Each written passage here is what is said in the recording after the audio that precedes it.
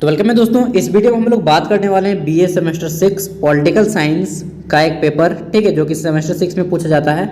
Generally किसी का core paper 13 में होता है, किसी का कोर पेपर 14 में, किसी का डीएससी में होता है, ठीक है, बट सेमेस्टर 6 में रहता है। पेपर का नाम है, आप लोग पेपर का नाम मैच कर लीजिएगा, आपके एडमिट कार्ड से मैच करेगा तभी यह पेपर एग्जाम में क्वेश्चन भिड़ेंगे, ठीक है। पेपर का नाम है कॉन्टेम्पररी पॉलिटिकल थ्योरी। क्या नाम है? कॉन्टेम्पररी पॉलिटिकल थ्योरी, और हिंदी में बोलेंगे समकालीन राजनीतिक सिद्धांत। समकालीन राजनीतिक सिद्धांत इंग्लिश में कॉन्टेम्पररी पॉलिटिकल थ्योरी। यह अगर आपका सब्जेक्ट में है, एडमिट कार्ड में देख लीजिए, तो डेफिनेटली दोस्तों आपका पेपर मैच करेगा, 100% मैच करेगा, भिड़ जाएगा पेपर, ठीक है। तो चलिए देखते हैं। 19-22 के सेशन में एक गवर्नमेंट यूनिवर्सिटी के द्वारा पूछा गया पेपर है। फुल मार्क्स 80 थे।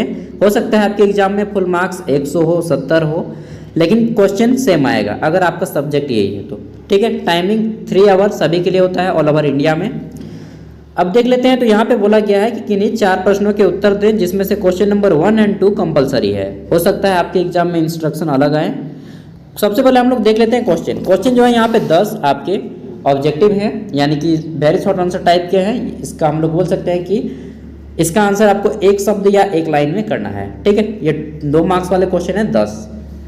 पहला क्वेश्चन है कि व्यवहारवाद के पिता कौन है।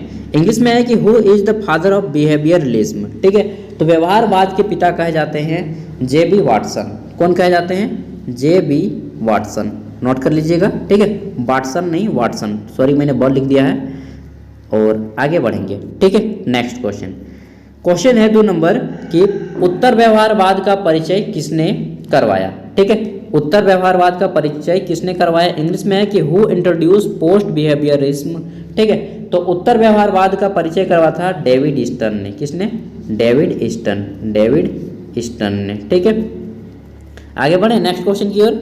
हमारा क्वेश्चन नंबर सी है। इसमें पूछा गया है कि प्राचीन काल में राजनीति विज्ञान का अध्ययन कहाँ शुरू हुआ। तो दोस्तों प्राचीन काल में एक देश था यूनान। क्या देश था? यूनान। अभी भी है यार, मतलब प्राचीन काल में था, अभी क्या गायब हो गया? नहीं, अभी भी है। और इसको इंग्लिश में बोलते हैं ग्रीक। GREEK, ग्रीक, ठीक है। इसी को बोलते हैं यूनान। मतलब एक तरह से बताएं कि प्राचीन काल में जितने भी विद्वान लोग थे ना, सब यहीं के थे। अरस्तु, प्लेटो, सुकरात, जितना भी बोलिए आप, सब यहीं के थे, ठीक है। तो इसका राइट आंसर क्या हो जाएगा? प्राचीन काल में राजनीति विज्ञान का अध्ययन कहाँ से शुरू हुआ? तो यूनान से शुरू हुआ या फिर ग्रीक से शुरू हुआ। इंग्लिश में ग्रीक बोलते हैं, हिंदी में यूनान बोलते हैं, ठीक है। इंग्लिश में है कि in ancient time from where did the study of political science बिंग। यार मुझे इंग्लिश नहीं जानना है क्योंकि मैं इंग्लिश नहीं जानता हूँ उतना फालतू में, ठीक है। तो मैं हिंदी में ही पढ़ूंगा। क्वेश्चन को डी नंबर में है, मतलब जानता हूँ बट टाइम ज़्यादा लग जाएगा। डी नंबर है पॉलिटिक्स किसने लिखी, ठीक है। एक बुक है, उसको किसने लिखा है? पॉलिटिक्स, ठीक है। Who rot the book politics. यहाँ पे द नहीं लगाया है और आर्टिकल लगाना चाहिए क्योंकि पॉलिटिक्स एक बहुत बड़ी बुक है। Who rot the book politics, ठीक है, द पॉलिटिक्स होना चाहिए। तो इस बुक को किसने लिखा है? दोस्तों इस बुक को लिखा है बहुत महान व्यक्ति हैं, या फिर पॉलिटिकल साइंस का जनक हम लोग बोल सकते हैं।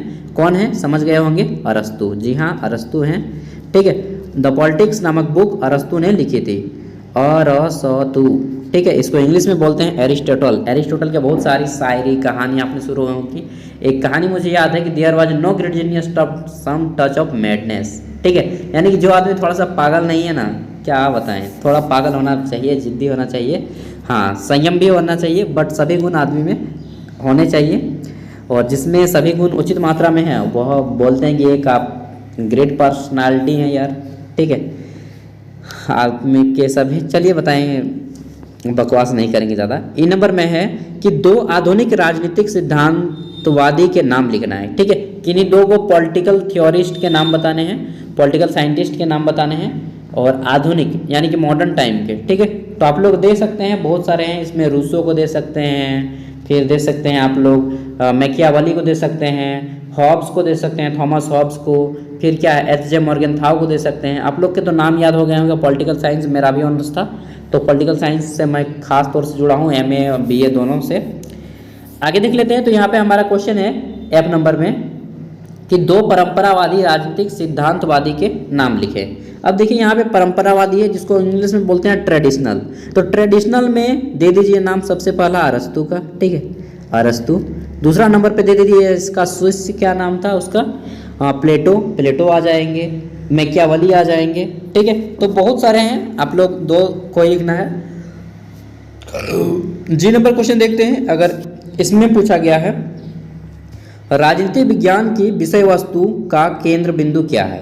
यार एक वर्ड में बोले, पावर, शक्ति। जिसके पास है वही है ग्रेट। ठीक है, और राजनीति का मतलब ही है शक्ति जिसके पास है, पावर जिसके पास है, वही आदमी सिकंदर है। ठीक है, तो शक्ति को बढ़ाइए, क्योंकि कहते हैं ना कि आप brain power is the main power. अगर आपके पास दिमाग है ना, शक्ति है ना, आपको कहीं जाने की जरूरत नहीं है। समझ रहे हैं ना बॉस? हाँ। एच नंबर है कि संप्रभुता की श्रेष्ठ परिभाषा किसने दी? ठीक है, तो बेस्ट डेफिनेशन दिया है सॉवरेनिटी का किसने, वो आपको बताना है। तो एच नंबर में इसका राइट आंसर हो जाएगा। देखिए इसमें जो है राइट आंसर में मैं क्या बताऊं, मतभेद पाया गया है। कोई बोलता है आपका बर्जेस है, JW बर्जेस जी हैं। ठीक है, JW बर्जेस जी हैं। कोई बोलता है कि जीन बोंदा है। ठीक है, और बहुत सारे नाम आते हैं, तो क्या मैं बताऊं, कोई एक नाम लिख दीजिए, जीन बोंदा चाहे बर्जेस, ज़्यादा फेमस है इस मामले में। जीन बोंदा को ही दीजिएगा तो ज़्यादा बेटर रहेगा, अगर ये क्वेश्चन आपके एग्जाम में आ जाता है तो। ठीक है, नोट करते जाएंगे, आपके आने वाले एग्जाम के लिए इंपॉर्टेंट हो जाता है। आई नंबर क्वेश्चन है कि लोकतंत्र के मुख्य भेद क्या हैं? What are main type of democracy? तो दोस्तों लोकतंत्र का मुख्य भेद क्या है? ठीक है, यहाँ पे आ जाएगा लोकतंत्र के मुख्य भेद मेरे अकॉर्डिंग दो होते हैं, एक प्रत्यक्ष लोकतंत्र, एक अप्रत्यक्ष लोकतंत्र। ठीक है, तो दो लिख दीजिएगा, प्रत्यक्ष अप्रत्यक्ष। और आधुनिक जमाने में तो बहुत सारे आ गए हैं, प्रत्यक्ष लोकतंत्र, अप्रत्यक्ष लोकतंत्र, इलेक्ट्रॉनिक लोकतंत्र, बहुत सारे आ गए हैं यार, लेकिन मुख्य रूप से दो होते हैं, एक डायरेक्ट और एक इनडायरेक्ट। ठीक है, प्रत्यक्ष और अप्रत्यक्ष। जे नंबर क्वेश्चन है कि धारा 370 कब हटाया गया और कहाँ से हटाया गया? कब? जम्मू कश्मीर से हटाया गया था 370। कब हटाया गया था? तो यह आपका अगस्त का टाइम था, कौन डेट था मालूम नहीं, लेकिन अगस्त 2019 था। ठीक है, अगस्त 2019। ठीक है, तो उस समय आप लोग 12th में होंगे या फिर 12th प्लस कर चुके होंगे। आगे देख लेते हैं, यहाँ पे हमारा अब 5 मार्क्स वाले क्वेश्चन है। यहाँ पे इस टाइप से है कि किन्हीं दो प्रश्नों के संक्षिप्त में उत्तर दें। यहाँ पे हमारा पहला क्वेश्चन है कि उत्तर व्यवहारवाद क्या है? इंग्लिश में है कि व्हाट इज पोस्ट बिहेवियरलिज्म। इसका आंसर आपको एक पेज में देना है, यानी कि एक खड़ा पन्ना का दोनों साइड में। अगर आप लिखने की स्पीड ज़्यादा है तो, लिखने की स्पीड कम है तो एक खड़ा पन्ना का एक ही साइड कीजिएगा। ठीक है, स्पीड ज़्यादा है तभी एक खड़ा पन्ना का दोनों साइड, नहीं तो एक ही पेज में निपटा दीजिएगा। बी नंबर में है कि राजनीतिक सिद्धांत एवं राजनीतिक दर्शन के मुख्य अंतर स्पष्ट करें। ठीक है, राजनीतिक सिद्धांत एवं राजनीतिक दर्शन के बीच मुख्य अंतर स्पष्ट करना है। नेक्स्ट देख लेते हैं सी नंबर क्वेश्चन। यहाँ पे पूछा गया है कि आदर्शात्मक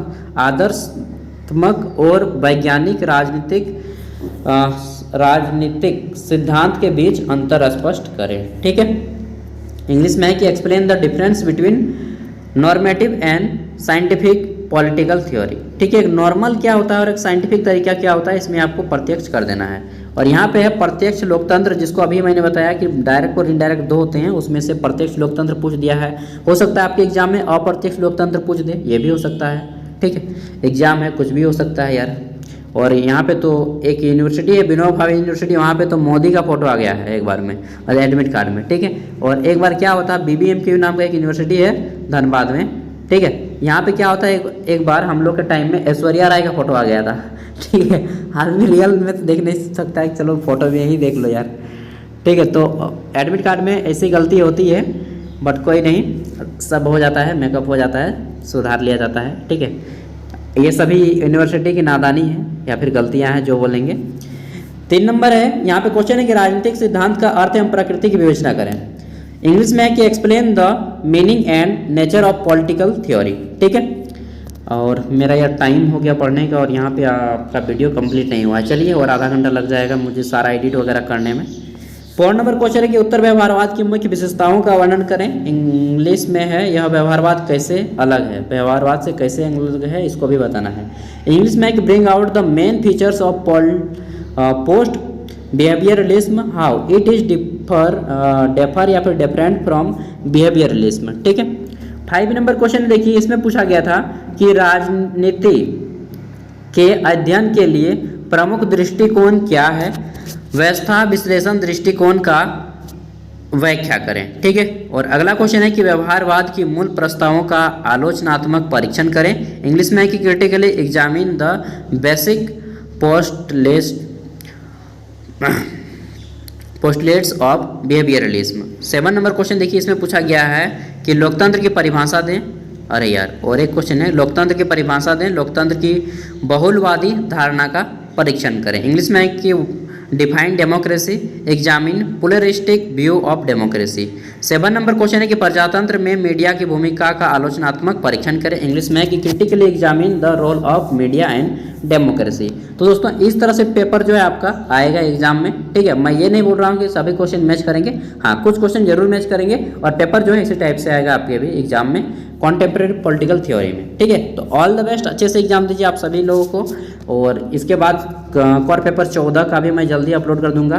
ठीक है, एंड DSC 3, DSC 4 सभी के कर दूंगा। DSC होता है, ठीक है, DSE होता है, DSC नहीं होता है, DSC। ठीक है, सॉरी यार, DSC होता है या DSC, मैं भी थोड़ा, डिसिप्लिन एनहेंसमेंट कोर होता है, स्किल एनहेंसमेंट कोर होता है नहीं, उसी तरह से डिसिप्लिन एनहेंसमेंट DSC होता है। ठीक है, मिलते हैं अगली वीडियो में, तब तक के लिए बाय। और इसका PDF का लिंक वीडियो का डिस्क्रिप्शन में होगा, तो डाउनलोड कर लीजिएगा।